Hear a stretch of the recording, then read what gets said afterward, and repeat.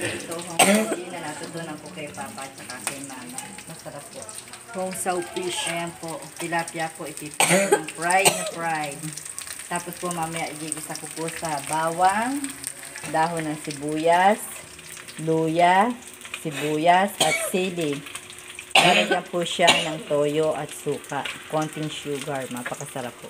Nagustuhan nga po ni Owen kanina. Ito po ang ulam namin ng tanghali. Ngayon, ni-request uli ng anak ko na ulitin daw po daw ngayong hapon. Panghapunan. Kaya po ito, inulit ko po yung 4 na piraso. At nagustuhan po ni Owen pati po ng kanyang mga kaklase kanina. Mamaya po, pag-iibisa na ako paptay. Oo, wait lang po. Pupirituhin mo na po yung lahat yung lahat ng tilapia. tilapia. Pag ginisa ko na po, uulitin ko po mamaya. Ito po, fried na fried po siya. Ganyan po ang prito. Kailangan fried na fried po. Ayan po, naluto na po uli yung tilapia. Umpisa na po natin mag-isa. Mag-hong sao. Mag-hong sao yi. Ito po ang mga rekado. Tapos, Kumbaga po sa ating escabeche. Ayan po yung mga kanyang gagamitin.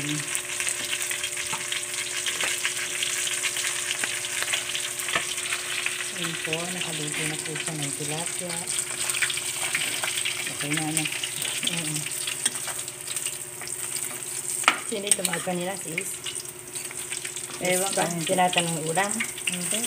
Sino? Ewan ko. Yung kausap mo sa cellphone? Wala akong kaulit. Nililinisan kanila yun. Si Ayi. Nasabi. Ito po ang, dito na din po natin gigisain sa pinagpirituhan. Ano sabi? Ano daw ba ulan? Tilapia kama. Ito po, unahin po natin ilalagay ang luya.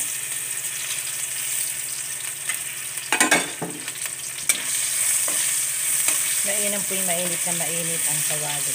Tunan niyo po ang gabi po ito ang luya. Sunod po ang bawang.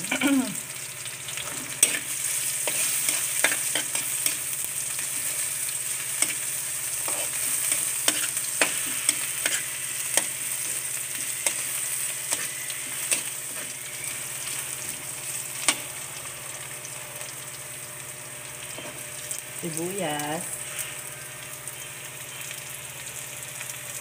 Sili.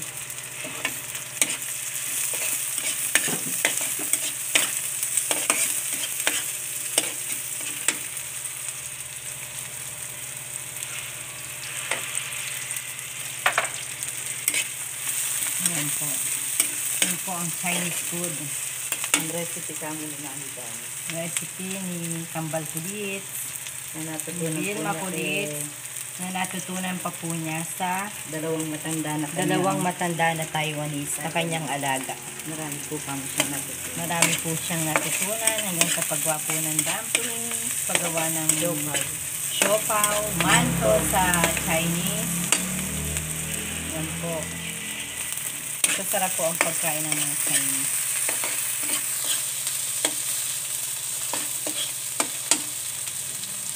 Ang mga Chinese po, hindi po sila maano sa kanin. Maano po sila, maraming ulam. Tapos, konti lang po ang kanin. Sa isang hainan, Mas more po sila sa ulam. May supa po sila.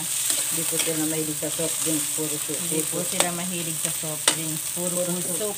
At saka tsaa. Kaya po mga itim ang mga katawan. Kaya po itim ang katawan at makikinis. Hindi sakitin.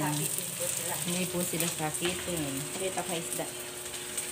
Yan po. Tapos po, lalagyan po ng toyo.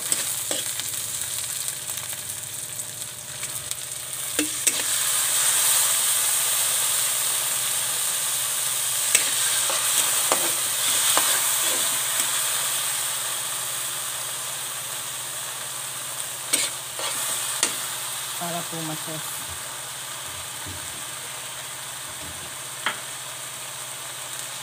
Lalagyan po ng suka.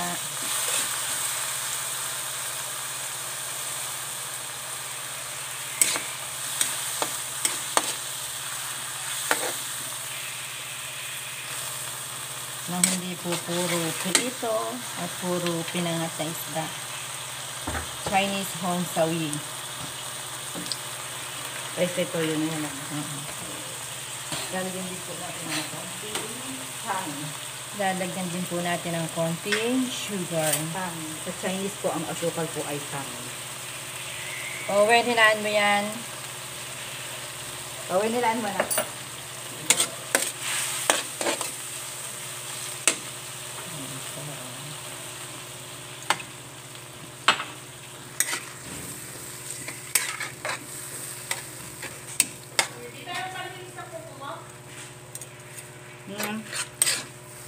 Andun anak sa ilalim ng ano. Pakukuluin lang po muna natin.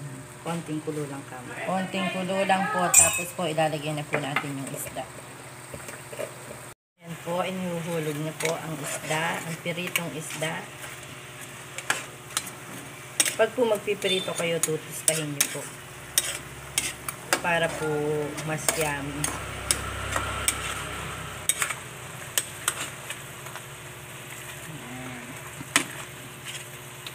Baka si Dada ayaw na itang gagarahin mo. Hindi, gusto din na yan. Natin kumamba kanina. Gusto din na yan. Gilin mo yan. Mga maiba-iba. Isa pa. Kasi si Papa pag nagluto na ito, isang malaki lang yun. Yan lang. Gilin mo isa. Pero naman ayun yung nasa gitna. Nalagay mo yung isa.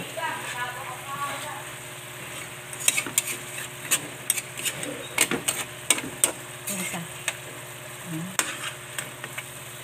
Nalagay mo yung isa sa gitna.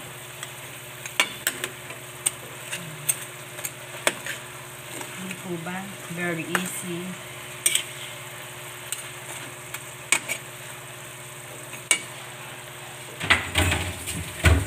Konting kulo na lang po, tapos po mamaya po pwede na pong hanguin, kumain, para kumain na po tayo.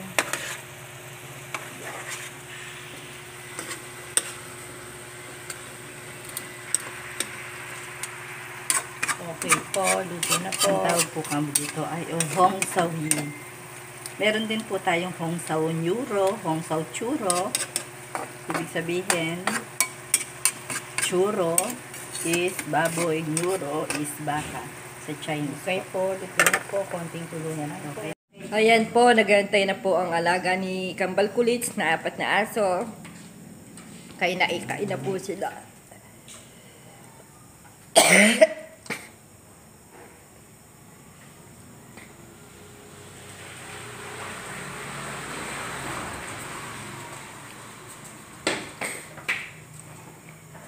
Si Brownie, si Blackie, si Puti, At si Chabe. at si Chubby po. Ito po. At si Chubby po, ayan po. 4 po silang alagang aso namin. At tatapos lang po namin kumain, kaya't sila naman po ang kakain. Good evening mga kakulits. Ayan po, pinakakain na po ni Kambal Kulits ang kanyang alagang 4 na aso. Ayan po.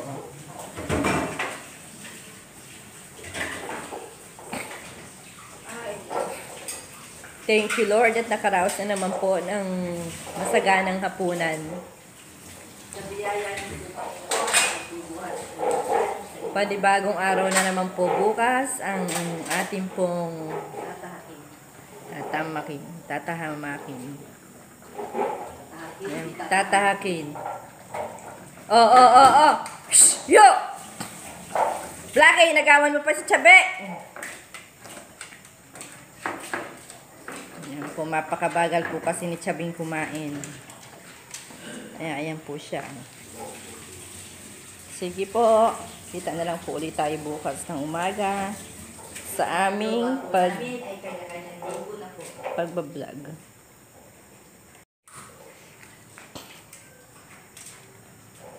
Don't forget to like, share, and subscribe our YouTube channel, Kambal Kulits, ang inyong kakulitan sa araw-araw.